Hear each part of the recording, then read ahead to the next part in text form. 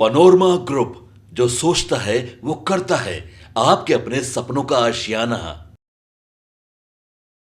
नमस्कार, आप देख रहे हैं भारत लाइव और यह है हमारा स्पेशल कार्यक्रम नहले पे दहला। अगर बात करें राज्य की राजनीति और केंद्र की राजनीति में, तो सब एक पर एक धुरंधर बनते हैं और दिखलाते हैं कि हम सबसे बड़े धुरंधर हैं या सबसे बड़े नेता हैं। तो इसी बीच एक सवाल है, अभी हमारे साथ अभी फोन लाइन पे बाबा बने हुए हैं। बाबा, एक प्रश्न है, इधर आरजेडी से भी लालू यादव बोलते हैं कि हम सबसे बड़े धुरंधर हैं, और इधर जेडीयू से भी नीतीश कुमार बोलते हैं कि हम सबसे बड़े धुरंधर हैं। तो आखिर इस दोनों में, लालू और नीतीश में, कौन सबसे बड़े धुरंधर हैं बाबा? देखिए, अब जो परिस्थितियां बनी है और जिस तरह से हम पिछले 32-33 सालों से देखते आ रहे हैं, इन 32-33 सालों में जिस तरह से बिहार और देश की राजनीति में परिवर्तन हुआ है, उसमें लालू प्रसाद और नीतीश कुमार की भूमिका कहीं ना कहीं इस बात की तरफ इशारा कर रही है कि दोनों ही इम्पोर्टेंट हैं। लेकिन आपने पूछा सवाल कि सबसे बड़ा धुरंधर कौन है, तो इस बात को समझने के लिए कुछ पॉइंट्स आपको समझने पड़ेंगे। उन पॉइंट्स में सबसे बड़ी बात कि बिहार में मुख्यमंत्री नीतीश कुमार और राष्ट्रीय जनता दल के जो सर्वे सर्वा हैं लालू प्रसाद, इन दोनों के बीच में आप अक्सर देखे होंगे कि टक्कर होते रहती है और राजनीतिक रूप से दोनों एक दूसरे के प्रतिद्वंदी भी हैं। तो एक दूसरे को कहीं ना कहीं सत्ता में लाने के लिए भी दोनों का महत्व बराबर होता है। अगर आपको नीतीश कुमार को सत्ता में लाना है या नीतीश कुमार को सत्ता में आना है, तो लालू प्रसाद को सामने रख करके अपने सहयोगियों को भी वो हड़काते हैं। नीतीश कुमार जानते हैं कि किसको कैसे साधना है। लालू यादव नीतीश कुमार से 2 बार मात खा चुके हैं, तो वहीं भारतीय जनता पार्टी को भी नीतीश कुमार ने उनकी औकात बताई है। अगर इस बात को ध्यान से देखा जाए तो जेडीयू के समर्थन से चल रही जो सरकार अभी है, उसमें नीतीश कुमार अगर इनकार कर दें तो सरकार गिर जाएगी। आरजेडी समेत इंडिया ब्लॉक के लोगों को इस बात का अंदाजा है कि नीतीश कुमार की उपयोगिता और उनकी भूमिका क्या है। विपक्षी नेताओं ने लगातार नीतीश कुमार को हमला तो जरूर किया है, लेकिन नीतीश कुमार को उस तरह से नहीं उकसाते हैं जिससे कि नीतीश से अगर उनकी दोस्ती हो जाए तो फिर नजरें न मिलाना पड़े। इस सारी बातों को लेकर के नीतीश की खामोशी सबसे बड़ा हथियार है। नीतीश जब खामोश होते हैं तो बहुत सारी बातें करते हैं। नीतीश कुमार लगातार मॉनिटर करते हैं कि स्थिति क्या चल रही है और कौन सी स्थिति पर उन्हें किस तरह का एक्शन करना चाहिए। समय पर उसका इजहार भी करते हैं। और नीतीश कुमार गठबंधन में जब भी रहते हैं या किसी भी गठबंधन में रहे हों, तो वो अपने साथी दलों को लगातार देखते रहते हैं। आपको याद होगा कि तत्कालीन विधायक सुधाकर सिंह जो थे और एमएलसी सुनील सिंह अभियान का हिस्सा रहे हैं, और इन दोनों को पार्टी से और कहा जाए तो मंत्रिमंडल से बाहर होना पड़ा है, अपने पद से इस्तीफा देना पड़ा है, और ये नीतीश कुमार हैं। आपको याद होगा कि भाजपा इस बात को लेकर के हमेशा से अलर्ट रहती है कि नीतीश कुमार के साथ रह करके कोई भी ऐसा बयान ना आए जिससे कि नीतीश कुमार को नाराजगी हो, और नीतीश कुमार चुपचाप इन सारी बातों को कहीं ना कहीं बता देते हैं और एहसास करा देते हैं। उनके आग्रह पर मोतिहारी से सेंट्रल यूनिवर्सिटी की मंजूरी देने के लिए प्रधानमंत्री नरेंद्र मोदी के प्रति उन्होंने आभार जताया था। ये आपको पता होगा कि सेंट्रल यूनिवर्सिटी की डिमांड उन्होंने कब की थी, जब वो इंडिया गठबंधन से बाहर थे, एनडीए गठबंधन में थे, तभी डिमांड की थी, लेकिन उनकी डिमांड पूरी नहीं हुई थी।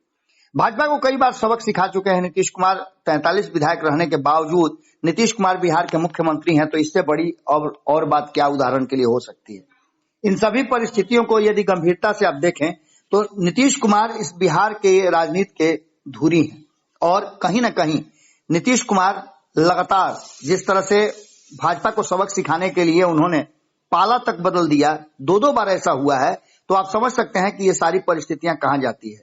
इतना ही नहीं, आपको बता दें कि कई मुद्दों पर भाजपा नेता उन्हें कटघरे में खड़ा करते रहे हैं। नीतीश को तो पहले ही इस बात का गुस्सा था कि आखिर ये सब कुछ क्यों हो रहा है, जब 2022 में वो अलग गए थे। नीतीश कुमार कड़वी घूंट पीते रहे और अंततः उन्होंने फैसला किया कि वो महागठबंधन की तरफ स्विच करेंगे। भारतीय जनता पार्टी सोच भी नहीं सकी और अचानक रातों रात नीतीश कुमार ने फैसला ले लिया। इंडिया गठबंधन को भी उन्होंने इसी तरह से झटका दिया, और लगातार आपको याद होगा कि गैर भाजपाई दलों को जुटाने के लिए उन्होंने एक कॉन्सेप्ट बनाया था। घूम घूम कर विपक्षी नेताओं से मिले और उन्हें एक प्लेटफॉर्म पर जुटाया। तब उन्हें लगा कि उनमें किसी भी तरह की कोई समस्या नहीं है, और इस इंडिया गठबंधन को उन्होंने जिस तरह से बनाया है उनको उनका असली वाजिब हक तो मिलेगा। लेकिन अचानक से सब कुछ बदल जाता है और इंडिया गठबंधन में नीतीश कुमार को तरजीह नहीं दी जाती है। ऐसी स्थिति में भाजपा के साथ जाना ही वो उचित समझते हैं और इसी बीच में 2024 का चुनाव होता है। उन्हें पता है कि भारतीय जनता पार्टी भी अभी इंडिया गठबंधन को लेकर के कई तरह की समस्याओं से उलझ रही है और कई तरह के उधेड़ बुन में लगी हुई है। इन सभी परिस्थितियों को अगर ध्यान से देखा जाए तो नीतीश कुमार ने अचानक से पाला बदल लिया और वो महागठबंधन यानी इंडिया गठबंधन से एनडीए की तरफ स्विच कर गए। एनडीए की तरफ स्विच करने के बाद उन्होंने कहा कि अब कहीं नहीं जाएंगे। लेकिन इन सारी बातों के साथ 2024 का चुनाव भी समाप्त हो गया और नीतीश कुमार और लालू प्रसाद में यदि आप बिहार की राजनीति में देखते हैं तो भारतीय जनता पार्टी दोनों से ही डरती है, क्योंकि लालू प्रसाद के पास 33% वोट है तो नीतीश कुमार के पास बुद्धि विवेक और 15% कांस्टेंट वोटर हैं। ऐसी स्थिति में भारतीय जनता पार्टी को ऐसा लगता है 2015 में वो मात खा चुकी है कि कहीं ऐसा ना हो कि दोनों एक साथ मिल जाएं तो बिहार में भारतीय जनता पार्टी एक बार फिर सत्ता से बेदखल हो जाए। और अब तो दिल्ली भी कहीं ना कहीं इसी उलझन में रहती है कि नीतीश कुमार इधर उधर हुए तो दिल्ली की सरकार भी हिल जाएगी। देखिए, बिहार नीतीश कुमार दिल्ली में थोड़ा सा छूट दे भी दें, लेकिन बिहार में किसी तरह का कोई छूट देने के लिए नीतीश कुमार तैयार नहीं है। नीतीश कुमार इस बार भाजपा के लिए इसलिए महत्वपूर्ण हो गए हैं कि उनके सांसदों के सहारे केंद्र सरकार चल रही है। विपक्ष में तमाम प्रलोभनों को दरकिनार करते हुए नीतीश कुमार भाजपा के साथ अभी तक डटे हुए हैं। जेडीयू कोटे के मंत्री बने हुए हैं और पहली बार ऐसा हुआ है, मैं कई बार बता चुका हूं कि 2014 के बाद नीतीश कुमार लगातार कुछ समय के लिए भले ही अलग रहे हों, लेकिन जब जब भारतीय जनता पार्टी के साथ रहे हैं तब उन्होंने मंत्रिमंडल से अपने दल को अलग रखा है। लेकिन इस बार मंत्रिमंडल का हिस्सा भी बने हैं और मंत्रिमंडल में शामिल भी हैं। इन सारी बातों को लेकर के मंत्रियों को कम महत्व के विभाग मिले हैं, तब भी नीतीश कुमार चुप रहे। स्पीकर, डिप्टी स्पीकर के चुनाव में भी उन्होंने कोई अड़ंगा नहीं लगाया। यहां तक कि एनडीए के महत्वपूर्ण पार्टनर होने के बावजूद नीतीश ने राज्यसभा की दोनों सीटें भाजपा को डिस्पोजल कर दी, उसको छोड़ दिया। नीतीश के तमाम त्याग के पीछे उनका एक ही मकसद है कि बिहार में भाजपा कोई अड़ंगा न लगाए। दरअसल नीतीश कुमार 2010 की स्थिति में लौटना चाहते हैं और 2010 में नीतीश कुमार के 141 सीटों पर लड़ने के बाद 115 पर जीत हासिल किए थे। नीतीश कुमार अपने पुराने जदयू के उसी रॉ में लौटना चाहते हैं। भाजपा को 102 सीट देकर के 91 पर जीत मिली थी। उसके बाद आपको पता है कि इस बार खबर आ रही है कि नीतीश कुमार इस बार 130 से 140 सीटों पर लड़ना चाहते हैं, यानी कि 243 में 103 से 113 सीटें वो भाजपा और एनडीए के अन्य घटक दलों के लिए छोड़ना चाहते हैं। ऐसी स्थिति में नीतीश कुमार के लिए बिहार इंपॉर्टेंट है और अगर इस बात पर अगर नहीं टिकती है भारतीय जनता पार्टी तो नीतीश के लिए आपको पता है कि रास्ता खुला है। लेकिन एक बात तो आप मान के चलिए कि भारतीय जनता पार्टी को बिहार में तभी मौका मिल सकता है जो वर्तमान परिस्थितियां हैं उसके अनुसार मैं बता रहा हूं। आगे क्या होगा ये तो अलग बात है, लेकिन भारतीय जनता पार्टी को अगर सत्ता में बने रहना है तो नीतीश कुमार को उसके साथ रखना होगा।